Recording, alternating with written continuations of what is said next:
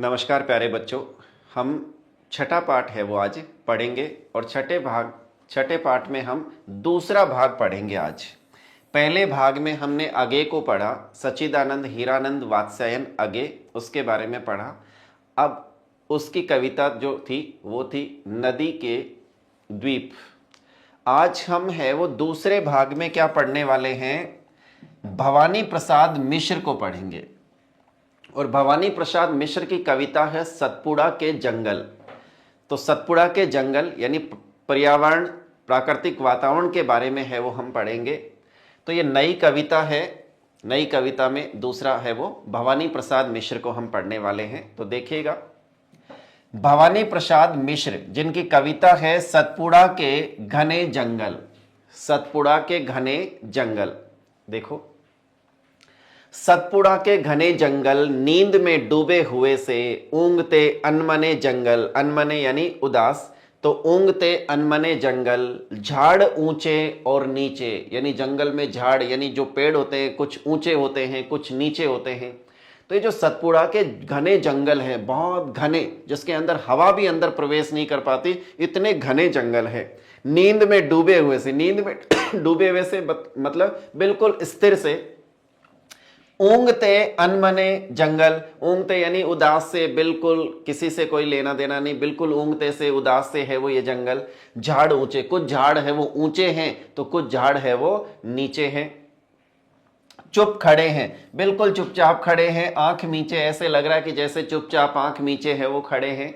घास चुप है, कास चुप है, घास वहां पे जो वनस्पतियां हैं, घास है वो भी चुप है, कास वो भी है वो चुप है। मुक साल, मुक यानी चुप, जो साल का वृक्ष है वो भी चुप है, और पलास के जो वृक्ष है वो भी चुप है। बन सके तो धंसो इनमें, और आपकी अगर कोशिश ये कि इसके अंदर है वो जाना चाहिए, तो बन सके तो धंसो इनमें यानी अंदर घुसो। धंस न पाती हवा यानी इनमें हवा भी है वो प्रवेश नहीं कर पाती, जिनमें सतपुड़ा के घने जंगल, ऊँघते अनमने जंगल, मकड़ियों के जाल मुंह पर, चारों तरफ मकड़ियों के जाल। अगर आप जाएंगे अंदर की तरफ तो आपके मुंह पर है वो मकड़ियों के जाल है वो आ जाएंगे। यानी इस तरीके का वातावरण यहाँ पे प्रस्तुत किया है कि आप है वो ऐसे लग रहा है कि जैसे जंगल में प्रवेश कर रहे हैं।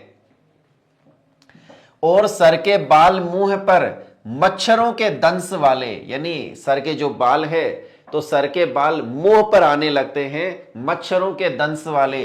दाग काले लाल मुंह पर, यानी जो काले दाग है वो भी तो इस तरीके से है वो होने लगता है। वात झंझा, वात यानी हवा वायु, झंझा यानी आंधी, वहन करते, ये सारे के सारे वात और यानी हवा और आंधियों का भी प्रहार सहन करते हुए। चलो इतना सहन करते कष्ट से ये सने जंगल, यानी सब कुछ ये सहन करते हुए कष्ट से है वो सने हुए ये जंगल। नींद में डूबे हुए से ऊँघते अनमने जंगल, ऊँघते और अनमने जंगल।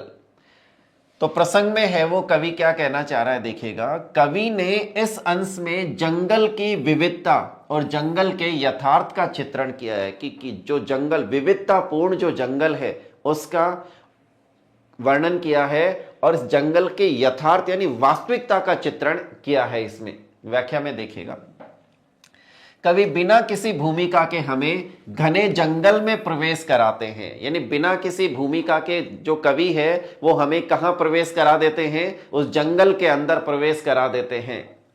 सतपुड़ा एक संज्ञा के रूप में प्रकट होता है, लेकिन जो जो हम कविता में उतरते हैं उसकी नवीन विशेषताएं हमें मुग्ध करती चलती है।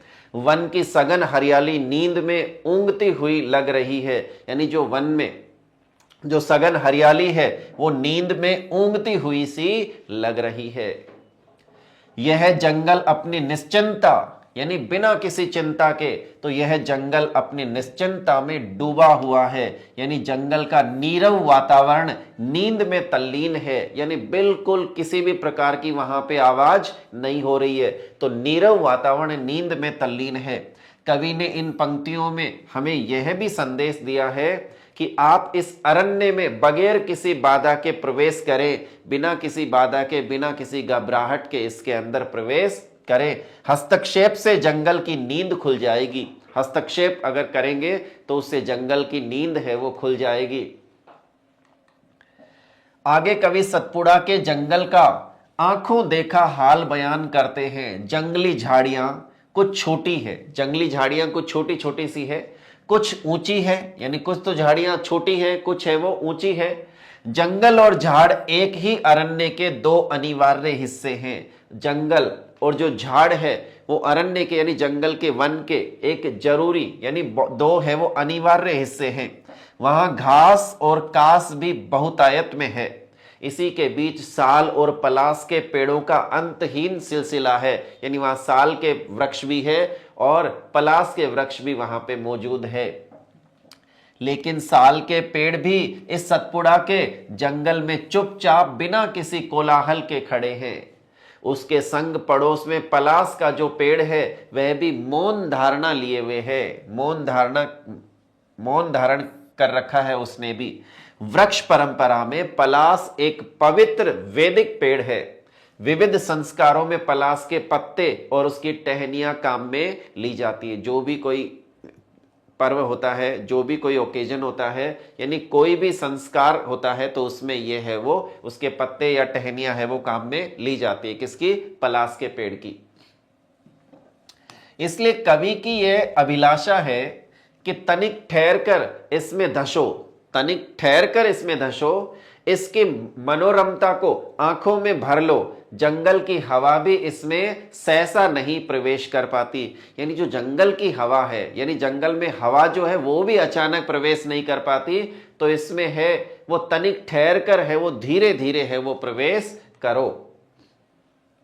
आगे देखो, अजगरों से भरे जंगल, यानी इसमें इस जंगल में बहुत सारे सांप अजगर भी है वो इसमें है। तो अजगरों से भरे जंगल, अगम गति से परे जंगल। अगम यानी न चलने वाले, बिल्कुल स्थिर यहां पे वृक्ष, यानी ये जो वन है जहां है वहीं पे है। तो अगम गति से परे जंगल, सात सात पहाड़ वाले, यानी जो सतपुड़ा के जो जंगल है इसमें सात यानी पर्वत और जो वन है दोनों का एक कॉम्बिनेशन होता है, सामंजस्य रहता है। जहां पर्वत है तो पर्वत पे बड़े बड़े पेड़ जंगल भी वहां पे होंगे। तो यहां पे कितने हैं वो पेड़? 7 पर्वत है। तो 7 पर्वत होने की वजह से इनको सतपुड़ा है वो कहा गया। तो 7 पहाड़ वाले, बड़े छोटे झाड़ वाले, इसमें बड़े झाड़ भी है और छोटे झाड़ भी है। शेर वाले, इस जंगल में शेर भी है और बाघ वाले, यानी बाघ भी है। शेर और बाघ वाले, गरज और दहाड़ वाले, शेर और बाघ कहीं से भी गरजने दहाड़ने की आवाजें है वो आती है। कंप से कनमने जंगल, और इनकी आवाजें सुनकर के एक बार के लिए व्यक्ति है वो कंपायमान हो जाता है, डर जाता है, डर से थरथराने लगता है।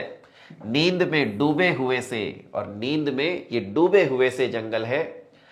ऊंघते अनमने जंगल, इन वनों के खूब भीतर, इन वनों के खूब अंदर भीतर तक 4 मुर्गे 4 तीतर, यानी व्यक्ति ने जब अंदर प्रवेश किया तो प्रवेश करके वो है वो उनके है वो जैसे मुर्गे और तीतर भी है उसने पाल के रखे हैं। तो 4 मुर्गे 4 तीतर पाल कर निश्चित बैठे, यानी उनको पाल करके निश्चित उस जंगल के अंदर है वो बैठे हैं आराम से।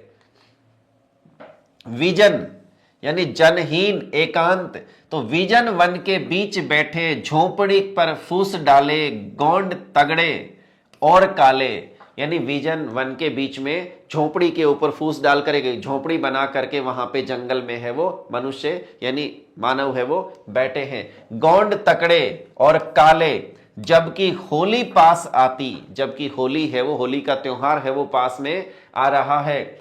सरसराती घास गाती, यानी जो सरसराती घास है वो हवा के प्रवाह से आवाज है वो कर रही है। तो सरसराती घास गाती और मव्वे से लप यानी और मव्वे से लपकती, मत करती बास आती, यानी उसकी मव्वे की जो खुशबू है यानी उसकी है वो बास है वो वहां पे आ रही है। गूंज उठते ढोल इनके, और जो ढोल है वो भी है वो गूंज उठते हैं। गीत इनके बोल इनके सतपुड़ा के घने जंगल, गीत भी इनके हैं और बोल भी इनके के हैं, किसके? सतपुड़ा के घने जंगल। नींद में डूबे हुए से ऊँघते अनमने जंगल, नींद में डूबे हैं अनमने से जंगल। प्रसंग में फिर देखिए, कवि ने इस अंश में जंगल की भयंकरता और इसमें मनुष्य की उपस्थिति का चित्रण किया, यानी जंगल में की जो भयंकरता है उसका भी और उसके साथ में मनुष्य की उपस्थिति का इसमें है वो वर्णन किया है। व्याख्या में देखिए, जंगल और पहाड़ एक दूसरे के पूरक होते हैं, जंगल और पहाड़ एक दूसरे के पूरक होते हैं, जैसा मैंने आपको बताया। इन जंगलों की ओट में पहाड़ों के समानांतर कई पंक्तियां फैली हुई है, इसीलिए सतपुड़ा के इस जंगल को सात सात पहाड़ वाले कहा गया, सात सात पहाड़ वाले कहा गया है। यानी वनस्पति के साथ पहाड़ का भी संगम इसे दुर्लभ बनाता है। पहाड़ों की इन श्रृंखलाओं में सिंह की उपस्थिति हमारे मन में कौतूहल और भय दोनों पैदा करती है, यानी शेर वहां पे उपस्थित है तो भय भी पैदा होता है, भय और कौतूहल दोनों एक साथ में पैदा होते हैं। शेर की आवाज वनेले वातावरण को और स्वाभाविक बना देती है। जब कवि ने ऊँघते जंगल में प्रवेश किया तब उसमें इस ध्वनि की कल्पना नहीं की थी, लेकिन यह जंगल विविध आवाजों का अजायब घर है। इन हिंसक पशुओं के बीच मजबूत कदकाठी के एक गोंड से मुलाकात होती है। कवि के अनुसार जंगल ही उसके जीवन का आधार है, जंगल ही उसके जीवन का क्या है? आधार है। सतपुड़ा का जंगल मानो उसमें एकाकार हो गया है। मुर्गे और तीतर उसके घर की शोभा बढ़ा रहे हैं, मुर्गे और तीतर है वो उसके घर की शोभा बढ़ा रहे हैं कि 4 तीतर 4 मुर्गे, तो यहाँ पे तीतर और मुर्गे उसके घर की क्या बढ़ा रहे हैं? शोभा बढ़ा रहे हैं। उसकी झोपड़ी जंगल की ही चीजों से निर्मित है, उसकी जो झोपड़ी बनी हुई है जंगल की वस्तुओं से ही निर्मित है। मव्वे की सुगंध से उसकी झोपड़ी सुवासित है। होली का उल्लास और मस्ती जंगल के कठोर वातावरण को स्वप्निल बना देते हैं। लेकिन यहाँ ध्यान देने योग्य बात यह है कि मनुष्य की उपस्थिति से सतपुड़ा का जंगल रोचक और आनंदमय हो जाता है, कि वहां पे मनुष्य की भी उपस्थिति है, उससे सतपुड़ा का जो जंगल है वो रोचक और आनंदमय हो जाता है। आगे देखिएगा, दसों इनमें डर नहीं है, यानी इन जंगलों के अंदर जाओ, इनमें कोई डर नहीं है। मौत का ये घर नहीं है, ये कोई मौत का घर नहीं है, ये जंगल जो है ये मौत का घर नहीं है। उतर कर बहते अनेकों, इनमें अनेक है वो, अंदर है वो जाते हैं तो उतर कर बहते अनेकों, कल कथा कहते अनेकों, कई सारी इनकी कहानियां है वो बताते हैं। नदी निर्झर और नाले, नदी निर्झर यानी झरने, तो नदी निर्झर और नाले इन वनों ने गोद पाले, यानी नदी झरने और नाले हैं वो इस नदी यानी इस जंगल की सुंदरता को और बढ़ा देते हैं। लाख पंछी सो हिरण दल, लाख पंछी यानी लाखों पक्षी है वो इसके अंदर चहचहाते हैं, और 100 हिरण यानी 100 हिरणों के जो दल है यानी समूह है वो भी इस जंगल में घूमते रहते हैं।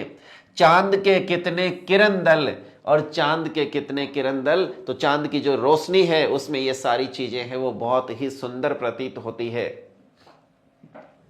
झूमते वन फूल, झूमते यानी वन के अंदर जो फूल है वो भी झूम रहे हैं, उनकी सुगंध है वो चारों तरफ वातावरण में फैल रही है। फलियां खिल रही अज्ञात, और फलियां जो है वो भी खिल रही है अज्ञात, जिसके बारे में जानकारी नहीं है। कलियां हरित दुर्वा, कलियां यानी कलियां भी खिल रही है, और हरित दुर्वा, हरी जो दूब यानी घास जो है, यानी जो हरी घास है वो भी वहां पे है वो दिख रही है।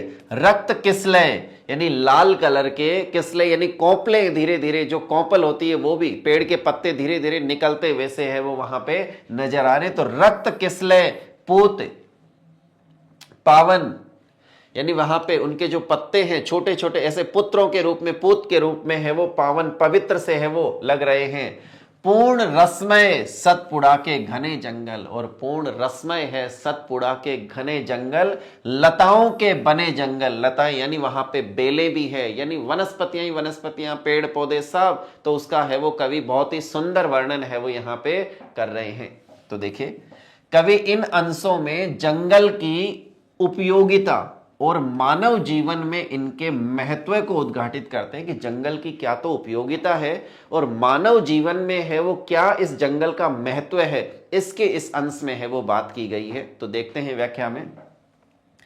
अंत में कवि ने इस जंगल को हमारे लिए अत्यंत मानवीय आनंदमय स्वरूप में प्रस्तुत किया है। अंत में है इस कविता के अंदर मानवीय आनंदमय स्वरूप को प्रस्तुत किया है।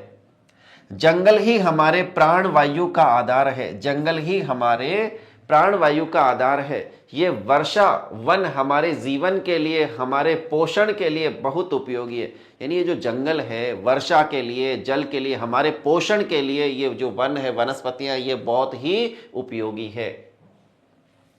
इसलिए कवि ने इस जंगल हमारे जीवन का आधार माना है, यानी इस जंगल को हमारे जीवन का क्या माना है, आधार माना है। ये मौत का घर नहीं है, प्राणदायिनी नदियां इन्हीं जंगलों और पहाड़ों से आकर ग्रहण करती है। यानी जो प्राणदायिनी, हमें प्राण देने वाली जो नदियां हैं, जो जल को बहाकर लेके आती है, ये इन्हीं पहाड़ों और जंगलों से बहते हुए अपना रूप है वो अपना रास्ता बनाते हुए आती है। ये नदी, निर्झर और नाले जंगल को खूबसूरत बनाते हैं। यही जो नदियां हैं, जो झरने हैं और जो नाले हैं, ये इस जंगल को और क्या बनाते हैं, बहुत ही खूबसूरत बनाते हैं। सारे पर्यटन केंद्र इन्हीं जलधाराओं के आसपास होते हैं, इन्हीं जलधाराओं के आसपास है वो पर्यटक स्थल है वो होते हैं। परिंदों की चहचहाहट और नदियों की उद्गम भूमि भी इन्हीं जंगलों में है।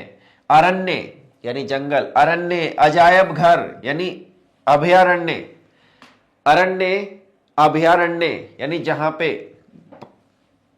अभयारण्य का मतलब होता है यहां पे देखो अभय प्लस अरण्य, अरण्य का मतलब होता है जंगल, लेकिन अभय का मतलब बिना डर के, यानी वो क्षेत्र जहां पे बिना डर के है वो जानवर घूम सकते हैं, जानवर का शिकार करना है वो वर्जित होता है, तो उसको अभयारण्य कहते हैं। तो अरण्य, अभयारण्य और पक्षी विहारों के एक दूसरे के सरोकार होते हैं। कविता के अंत में कवि का मन भी हिरण दल के साथ कुलाचे मारने लगता है, यानी हिरणों के जो झुंड है उनके साथ में कवि का मन है वो कुलाचे मारने लगता है। विविध पर्णी परिंदों के संग विचरण करने लगता है। विविध पर्णी अलग अलग पंखों वाले पक्षियों के साथ में भी वो क्या करने लगते हैं, विचरण करने लगते हैं। कौन, कवि जो मिश्र जी है, भवानी प्रसाद मिश्र है, वो उनके साथ में विचरण करते हैं। और आगे देखो, वनेले पुष्पों के संग झूमने लगते हैं, यानी वनेले, वन में जो पुष्प है उन पुष्पों के संग भी वो झूमने लगते हैं। रात की स्वच्छ चांदनी की कल्पना में अटखेलियां करने लगता है। नए पत्ते और हरित दुर्वा कविता के अंत में एक सम्मोहनकारी और मनोरम वातावरण की सृष्टि करते हैं। ऐसे लता युक्त जंगल से हम विदा लेते हुए कृतज्ञता से भर उठते हैं, यानी इस जंगल के बारे में इस कविता में हम विदा लेते हुए किससे भर जाते हैं, कृतज्ञता से है वो हम भर जाते हैं। अब ध्यान दें, यह एक आरण्यक कविता है। ये किस प्रकार की कविता है, आरण्यक, यानी जंगल से संबंधित है वो कविता है। वनस्पति से पूरी सृष्टि का एक पावन रिश्ता है, वनस्पति से इस पूरी की पूरी सृष्टि का एक पावन पवित्र रिश्ता है। जंगल का दर्द भवानी प्रसाद मिश्र जी जो हैं उन्होंने शिद्दत से समझते हैं। मिश्र जी है वो इस जंगल के दर्द को शिद्दत से समझते हैं, इसीलिए इस कविता में वे पर्यावरण के प्रवक्ता के रूप में दिखाई देते हैं, वे कहीं उपदेशक के रूप में प्रकट नहीं है। इसीलिए यह एक सार्वकालिक यानी हर काल में सौंदर्य की कालजयी कविता है, सौंदर्य की कालजयी कविता है। अब इसका है वो भाव सौंदर्य और शिल्प सौंदर्य के बारे में भी हम बात करते हैं कि इस कविता का भाव सौंदर्य क्या है, यानी भावों में किस तरीके की सुंदरता है, और शिल्प यानी कला, यानी जो इसकी कविता की जो रचना की गई है उसमें कितनी सुंदरता है, इसकी है वो हम बात करते हैं। तो भाव सौंदर्य एवं शिल्प सौंदर्य में सबसे पहली बात है वो देखते हैं कि सतपुड़ा के जंगलों में एक गहन निस्तब्धता अर्थात शांति है। सब कुछ अलसाया सा, अनमना सा है। कहीं असम्मान को छूते हुए साल के पेड़ है, यानी कहीं आसमान को छूते हुए साल के पेड़ हैं, तो कहीं वे आड़े तिरछे बेतरतीब ढंग से फैलकर पगडंडियों के बिल्कुल करीब आ गए हैं। ये जंगल इतने सघन है कि इनमें हवा भी प्रवेश नहीं कर पाती। ये जो जंगल है इतने सघन है कि इनमें हवा भी प्रवेश नहीं कर पाती।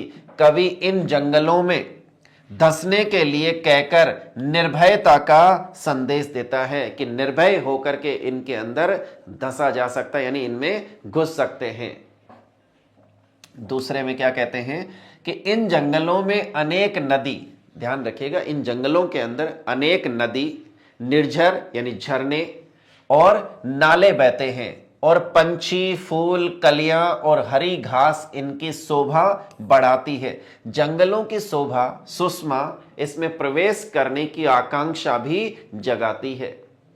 ये जंगल अजगरों, बाघों और दुर्गम पहाड़ों से भी भरे पड़े हैं, लेकिन मनुष्य वही है जो इसका साहस पूर्वक सामना करे। मनुष्य वही है जो इसका साहस पूर्वक सामना करे और इसमें प्रवेश करे। अर्थात एक और जंगल में सौंदर्य बिखरा पड़ा है और दूसरी ओर भय और कठिनाई भी है। आगे देखते हैं, देखो, पेड़, नदी, पहाड़ और हवा हमारे साथी हैं। आपने देखा होगा कि पेड़ है, नदी है, पहाड़ है, हवा है, ये सब हमारे क्या है, साथी है। हम इन पर निर्भर है, हम इन पर क्या है, निर्भर है। इनके बिना मानव जाति का अस्तित्व ही खतरे में है। इनके बिना तो मानव जाति का क्या है, अस्तित्व ही खतरे में है। इन्हीं से हमारा पर्यावरण बनता है। पर्यावरण प्रकृति का अमूल्य उपहार है। पर्यावरण क्या है, प्रकृति का अमूल्य उपहार है। अपनी संतुलित जिंदगी के लिए मनुष्य पेड़ पौधों, जलवायु, पर्वत, जीव जंतुओं आदि पर निर्भर है। फिर भी ज्यादा से ज्यादा सुविधाओं के भोग के लालच में वह वनों का अंधाधुंध दोहन करता आया है। यानी अधिक से अधिक भोग करने के लिए उन्होंने जंगल को ज्यादा से ज्यादा काटने लगे, यानी उसका अंधाधुंध, यानी बिल्कुल सोचे समझे बिना ही जंगल का क्या कर रहे हैं, विनाश कर रहे हैं, उसका दोहन कर रहे हैं। इसका दुष्परिणाम प्राकृतिक आपदाएं जैसे बाढ़, भूकंप, सूखा आदि है। यानी इनका जो इसका दुष्परिणाम है, जब जंगलों को नष्ट किया जा रहा है तो इसका जो दुष्परिणाम है वो क्या है, जैसे भूकंप आना, बाढ़ आना, सूखा पड़ना, ये सारे इसके दुष्परिणाम हम है वो देखते हैं और भोग भी रहे हैं। अब आगे इसका है वो जो सतपुड़ा के घने जंगल है, इसका जो कला पक्ष है उसकी भी है वो बात करते हैं, यानी शिल्प सौंदर्य है उसकी भी बात करते हैं। तो देखिएगा, सतपुड़ा के घने जंगल कविता को पढ़ते हुए आपने अनुभव किया होगा कि इसमें आम बोलचाल की भाषा का प्रयोग हुआ है। आम बोलचाल के शब्दों का ज्यादातर प्रयोग किया गया है। आपने जब इस कविता को पढ़ा तो ये आसानी से आपको समझ में आ गई थी, क्योंकि इनके हर शब्द को हम आसानी से समझ पा रहे थे। क्यों? क्योंकि ये आम बोलचाल के शब्दों का प्रयोग है वो इसमें ज्यादा किया गया है। कवि ने सरल और प्रवाहमयी भाषा का प्रयोग किया है जिसमें लयात्मकता है, यानी उसमें लय है, तो लयात्मकता है वो है उसमें। आपने ये भी ध्यान दिया होगा कि इस कविता में दृश्यात्मकता है। क्या है इसमें? दृश्यात्मकता। क्यों? क्योंकि आप जब जंगल के अंदर प्रवेश करते हैं, इस कविता को जब पढ़ते हैं तो आप ऐसा आभास करते हैं कि आप इसमें धीरे धीरे जंगल में प्रवेश करते हैं और जंगल के वो सारे के सारे दृश्य आपकी आंखों के सामने आ जाते हैं। तो इसकी पंक्तियों में अनेक चित्र है, इनकी पंक्तियां जो है वो, इनमें अनेक चित्र है वो आपको देखने को मिलते हैं जो कविता को दृश्यात्मक बनाते हैं। जो कविता को क्या बनाते हैं? दृश्यात्मक बनाते हैं, यानी उसके दृश्य आपके सामने आ जाते हैं। साथ ही इसमें चित्रों का काम करती हैं। साथ ही इसमें वो जो पंक्तियां हैं वो किसका काम करती है, चित्रों का भी काम करती है। देखो आगे देखते हैं, मानवीकरण अलंकार। इस कविता में आप देखते हैं कि मानवीकरण अलंकार का है वो खूब प्रयोग किया गया है, क्योंकि मानवीकरण यानी इसमें जो मानव का जो स्वभाव है, व्यवहार है, उसके अनुरूप कई पंक्तियां हैं वो रखी गई है। तो ध्यान से देखिए, जैसे झाड़ ऊंचे और नीचे चुप खड़े हैं। अब झाड़ जो है वो ऊंचे हैं, नीचे हैं, ठीक है, लेकिन चुप खड़े हैं। तो चुप तो मनुष्य खड़ा रह सकता है, मानव खड़ा रह सकता है, कोई सजीव प्राणी खड़ा रह सकता है। तो यहां पे उसके व्यवहार को है वो इसमें दिखाया गया है। तो यहां पे क्या है, मानवीकरण अलंकार है।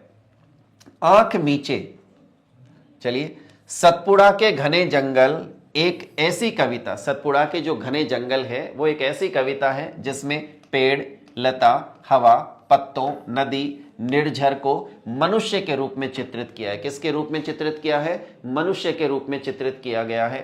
साहित्य की भाषा में इसे मानवीकरण अलंकार कहते हैं। साहित्य की भाषा में इसे क्या कहते हैं, मानवीकरण अलंकार। किसे कहते हैं कि जो जैसे प्राकृतिक जो चीजें हैं उनको मनुष्य के रूप में चित्रित करना, मनुष्य के व्यवहार के रूप में चित्रित करना ही क्या है, मानवीकरण है। अर्थात जो मानव नहीं है, जड़ है, कल्पना शक्ति से उसे मानव जैसा व्यवहार करते दिखाना ही क्या है, मानवीकरण अलंकार है। मिश्र जी यानी भवानी प्रसाद जो मिश्र है, उन्होंने सतपुड़ा के जंगल के प्राकृतिक सौंदर्य को दर्शाने के लिए इन जंगलों का मानवीकरण किया है। इन जंगलों का क्या किया है, मानवीकरण। किस लिए, क्योंकि ये जो प्राकृतिक सौंदर्य को दर्शाया गया है उसको दर्शाने के लिए इसका मानवीकरण किया गया है। तो ये भवानी प्रसाद मिश्र की कविता थी जिसका नाम था सतपुड़ा के घने जंगल। और सतपुड़ा के घने जंगल में आप प्रवेश करके आए, वहां के वातावरण को देख करके आए, कविता के माध्यम से वो दृश्य है वो आपके दृष्टि पटल पे है वो आए होंगे। तो उम्मीद करता हूं ये कविता है वो आपको समझ में आई होगी।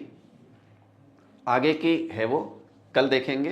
तब तक के लिए नमस्कार प्यारे बच्चों, धन्यवाद।